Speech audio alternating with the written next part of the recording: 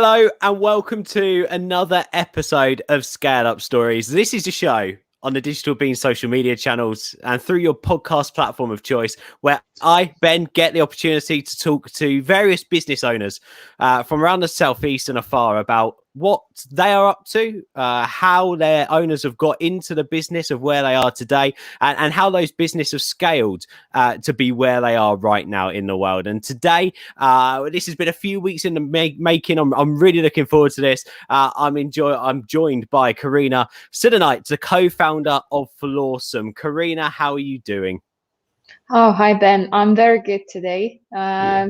It's pretty dark outside, or actually it was sunny, but enjoying the sun today. I'm not sure It's how me is it too. on your side. It's really misty out today, like really Yeah. misty and gloomy. It's one of those days, when you like open the curtains in the morning and you look Mhm. outside, and that can really tell your mood. It wasn't like this first thing in the morning, so luckily I'm all right. But if I was opening the curtains now, it'd be a gloomy day for me today. It's not looking too good out there at all. Okay. But I'm excited for this. It has been a good day out to now. I'm really excited to do this. What we won't say, everyone, is that you stood me up a couple of weeks ago, Karina, but all for good reason, which we're going to come into on the show today. Because what's amazing is me and Karina had this booked in for a couple of weeks ago, and then Karina sent me a message. It gave me about a week, told me a week before that actually she needed to really focus on something exciting that Flawsome were doing and launching, and she couldn't even tell me what that was at that point. And then it came out on the day that we was meant to be recording exactly what Flawsome were doing, and a new market and territory that they've gone in and launched with quite a big chain out there as well. And I'm going to get into that a little bit later on, Karina, but we'll start where we always start with this show. Please tell everyone a little bit about your business and who you are. Sure. So really, in a short kind of term, inspired by our non-tasty recipes, Flawsome saves imperfect and surplus fruit by transforming it into perfectly crafted cold pressed juices and lightly sparkling juice drinks. Nice. And in terms of where you're selling at the moment, where can people go and check out your products? So at the moment, we have launched with just recently, actually beginning of February. So we've launched with Sainsbury's, and just before that, a couple of months ago, we've launched with Whole Foods as well. So it's a next step for our business. Of course, retail is not something that we were particularly exploring since the beginning of our operations, but it's definitely rewarding. But as you can imagine, a lot of work has to be put towards that. Tell us a little. Tell us, I was going to say, tell us a little bit about your nan's tasty recipes and where these drinks come from. Tell us a little bit. Is this something you sort of grew up around, being made these homemade drinks, or or so to speak, being around homemade foods and your family? Are they foodies? They really embrace food? Yeah, so of course, just will tell you a little bit, perhaps more, the beginning of the story and how the Flawsome actually started. Myself Amazing, and yeah. my business partner started Flawsome back in 2016, where, of course, we were inspired by our grandmother's tasty recipes to start rescuing imperfect and surplus fruit by transforming it into perfectly crafted cold pressed juices. Of course, as many other business ventures also have our own story. It all started from a trip to the supermarket back in 2015, where we both lived in London. And when going shopping, we always paid attention to this to these perfectly looking fruit and vegetables, having no blemishes, all straight, rounded, etc. And of course, most of this produce was also packed in plastic. We both love shopping our fruits and vegetables at the local markets and supporting local producers. And of course, we were used to see fruits and vegetables being naturally imperfect. So of course, we wanted to find out more why this is happening. And at the later stage, of course, we have visited farms, and at that time came across Love Food and Hate Waste campaign that stated that every day in the UK, 4.4 million apples get thrown away.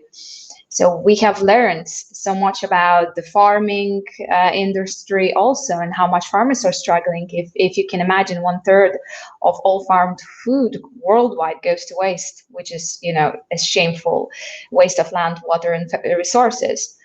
So this is where the idea originated, to actually use our grandmother's tasty recipes, source 1 can surplus fruit and vegetables, supporting farmers by paying them fairer price for their produce to make our cold pressed juices.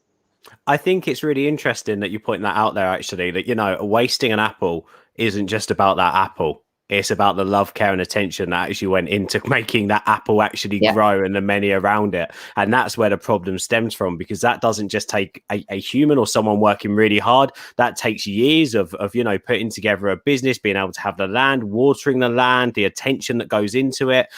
So yeah, 100%. How passionate do you feel that you've got about the food waste problem we now have in the UK? Obviously, you've got, or in worldwide, really. Obviously, you've got a business that is trying to rectify some of those problems, but obviously you can't do it alone. Other people need to change habits too. How passionate are you about trying to lead the way? So we don't ask farmers to grow our fruits for our drinks. Instead, we source our fruits from surplus stock, which means that no extra natural resources are required to make our juice. We want to create a future where farmers can sell their fruits everywhere to everyone, even though it happens to be wonky, wacky, ugly, or a bit weird. And we at the moment we work directly from the 17 farmers we deal with directly for sustainable reasons. Right now, all of our farmers are within 30 kilometers of our production plant, which is presently based in Poland.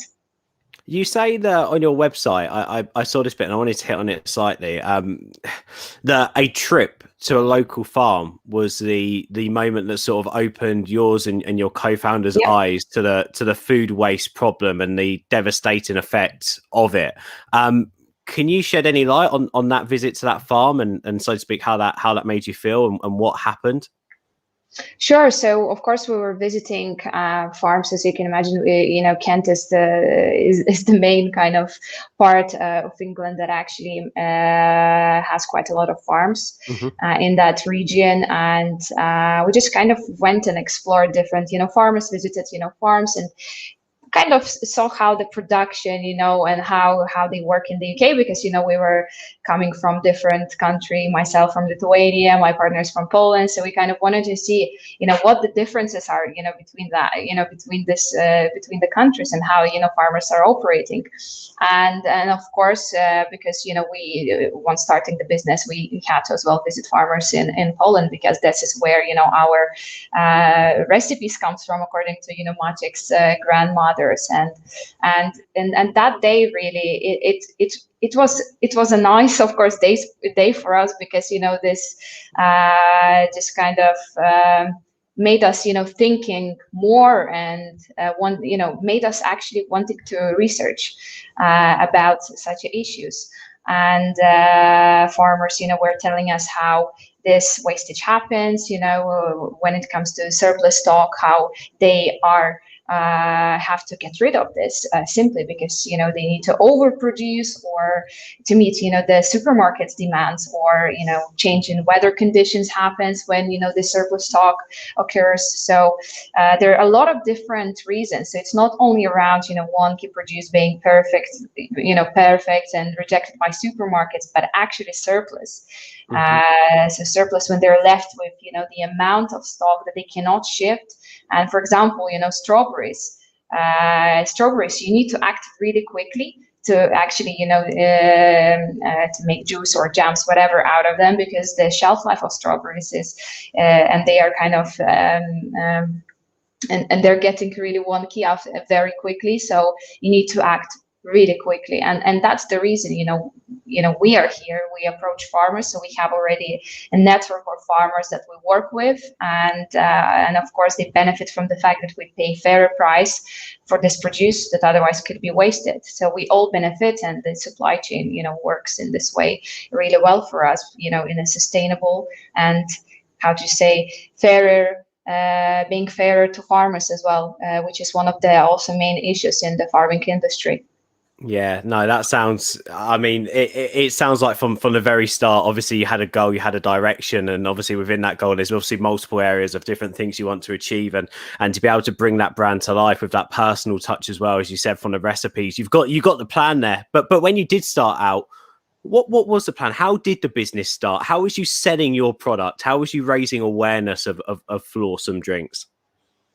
So we kind of were always focused around food service sectors. Our business model was around providing our drinks to offices, workplace canteens, etc.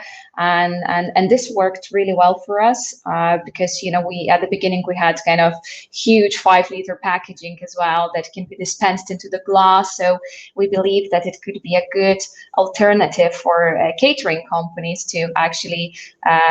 So we believe that it could solve their problem by just dispensing juice into the glass, and then they can sell it further and further. So of course we're mainly 80% food service sector business.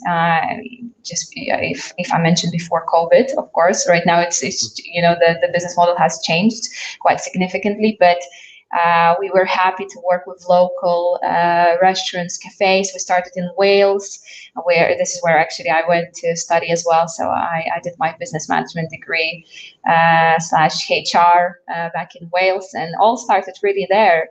So our first customers, small customers based in smaller parts of Wales or Cardiff. So brings a lot of good memories, to those first days. Yeah, definitely. And you say you've had to obviously change the business model quite a bit during COVID and the way that pandemics hit you. I suppose the first question I want to ask you is, don't ask you too many questions in one go.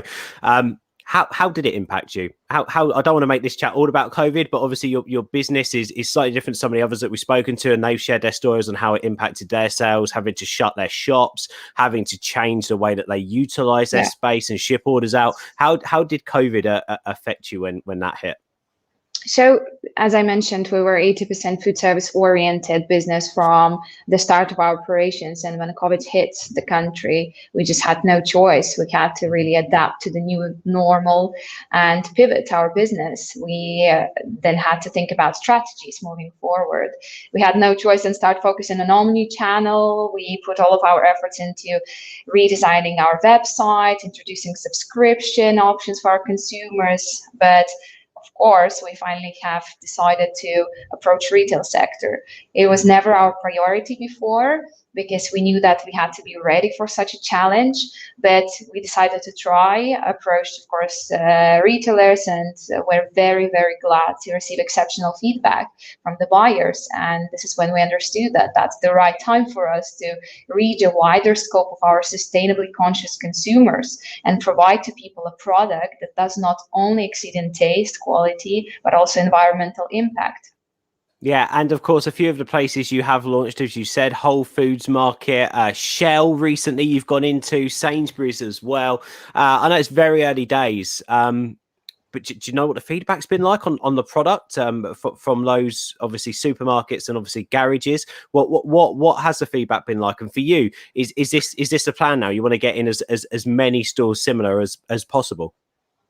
So the strategy behind this is also could be related to, as I said, brand awareness and putting our products to wider audience. Actually, people can try us. They can understand the brand story. They can check us out, and we believe that through this kind of obviously channel we can not only open a new business but actually raise awareness about the food waste and the plastic waste problem. And of course, it's a little bit obviously early because we are literally less than a couple of weeks with Sainsbury's, but so far we have launched also a campaign to support the launch, which is where we're donating drinks to charities such as Felix Project. And for us it's also important not only profit from the business but actually give back for social good. We believe that it is important time to act right now and really run not only a profitable business but a sustainable business that does good things for the air, for the environment and people.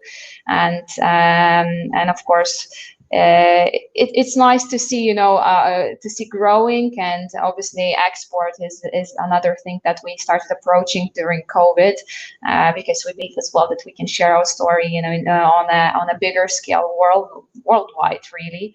And we have received amazing feedback from, different regions such as even Middle East, where we launched with Spinneys, as well as Germany, and now we have launched in Poland with Shell. So it's all just starting. It's a hard work, but it requires quite a lot of input when it comes to marketing activities, because launching with a new region is kind of starting from scratch. Yeah. So, but it's exciting. It's exciting to be able perhaps to tell the story to people and change their perceptions about the waste. So hopefully we can do that. I was going to say, and you sort of hit on it there. You say exciting, but really, how does it feel when you launch in a new region? How does that feel? Is it nervous excitement? I think that both of those. So definitely, it's not so easy. We have hired international sales person that helps us with launching into different regions, and my founder as well is responsible for this. But it's really about the that country's perception about, of course, about the values of the product, and we believe that our product is suitable for many different countries, because I believe that every country we started our business not just focusing on selling juices.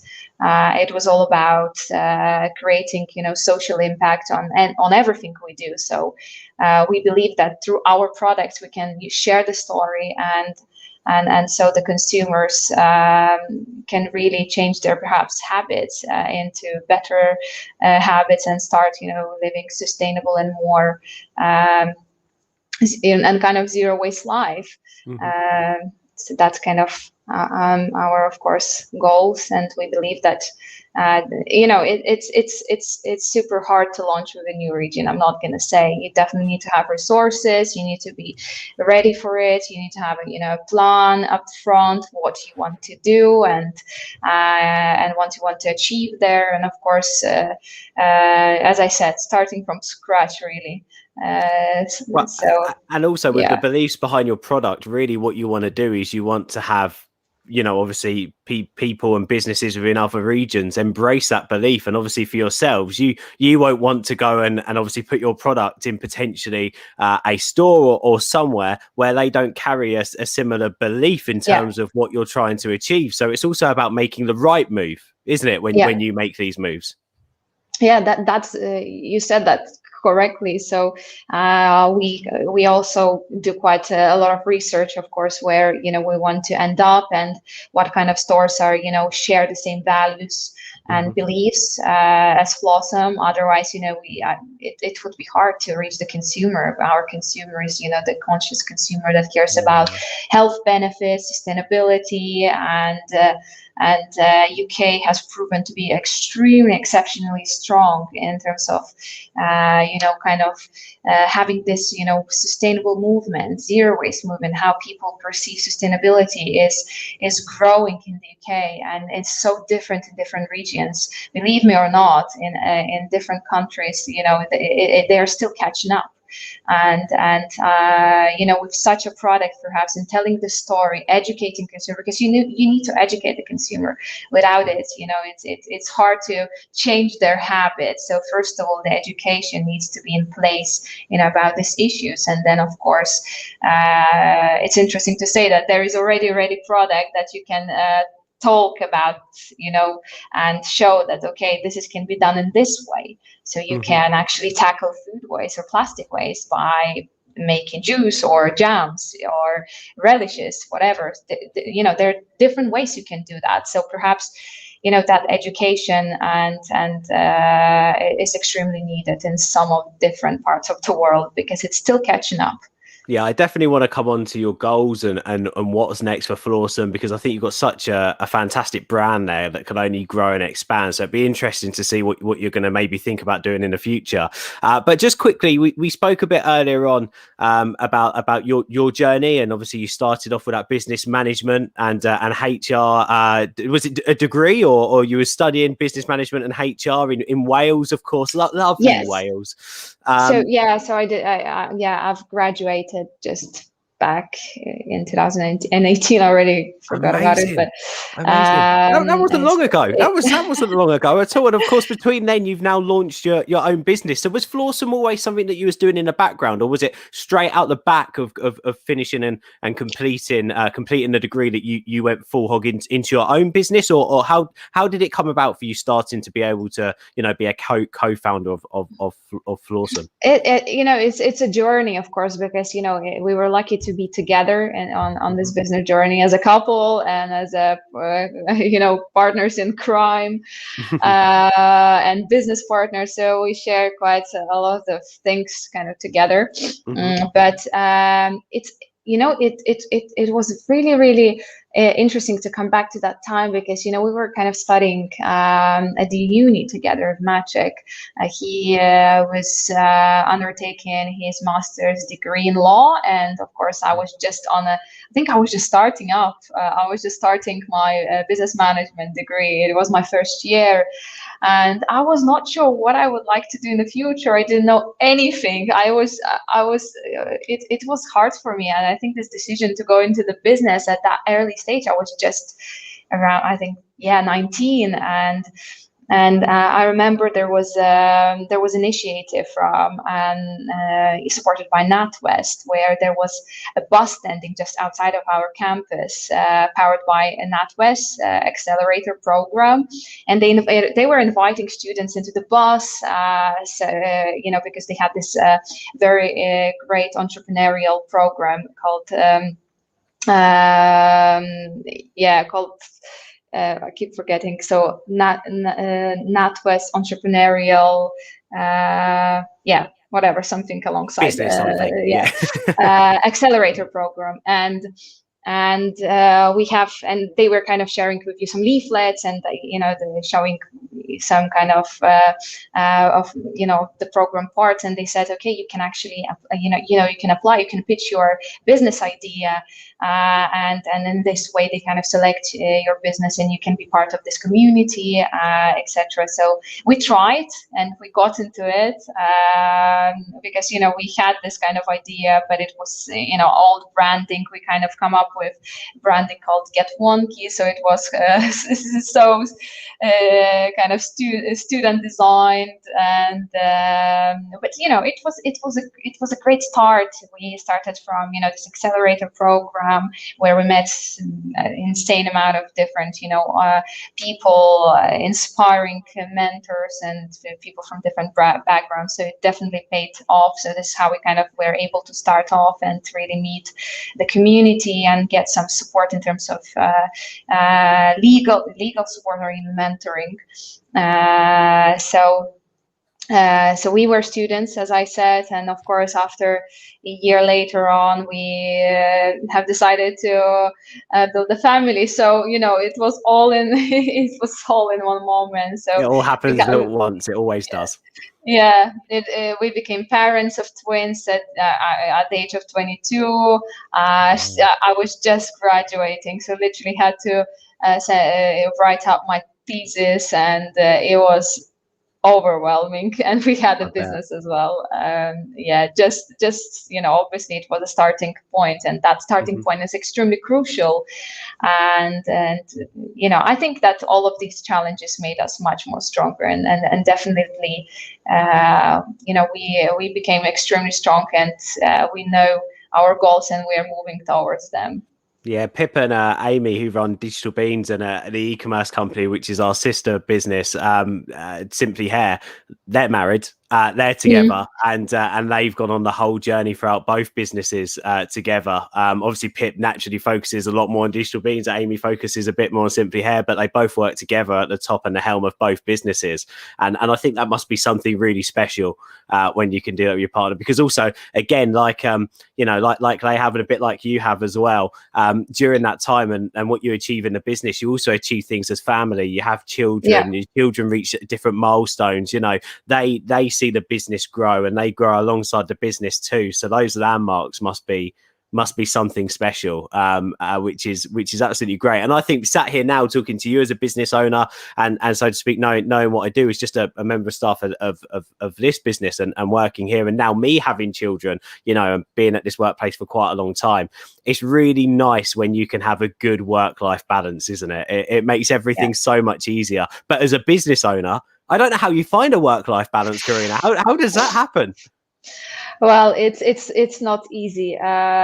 We've experienced, this period of time where we had not enough of support when it comes to, of course, looking after the kids, and of course, as you can imagine, running your own business requires quite a lot of involvement, and you definitely need someone that can help you, with the childcare, etc. But we just went through this really crazy period of time where COVID just hit us, and actually we couldn't get any nanny, etc. So it was pretty difficult. But I think that without the support, it can get really hard. So the work-life balance then becomes a challenge, definitely.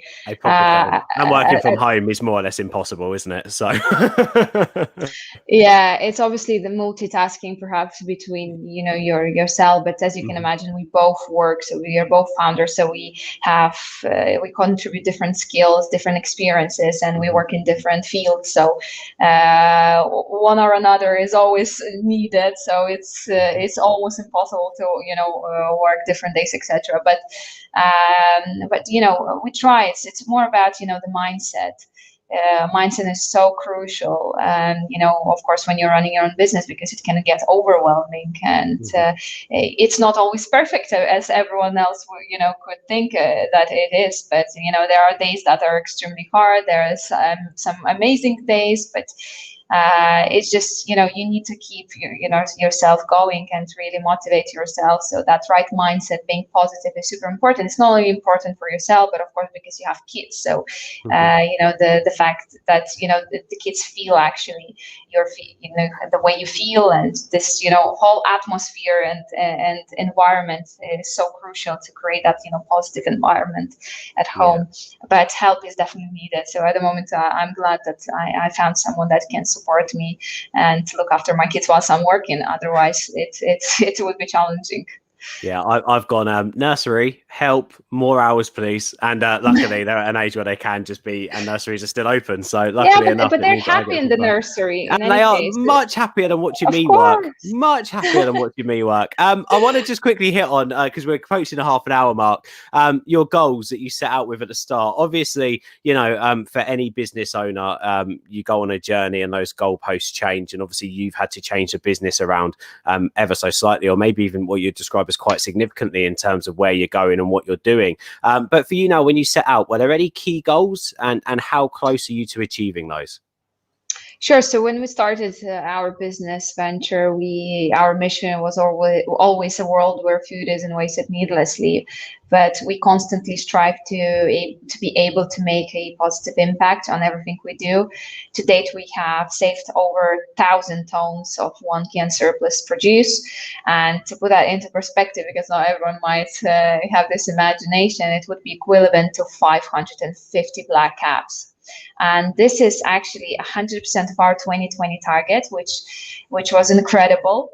But we have obviously 5-year mission to save 20,000 tons of 1-can surplus produce. Wow. And that's a massive challenge. But I believe that, of course, with the kind of launching into retail, exporting into different regions, and obviously once food service sector will reopen, and we hope that this will happen, and our all old and beautiful customers will come back to us, it will be quite achievable.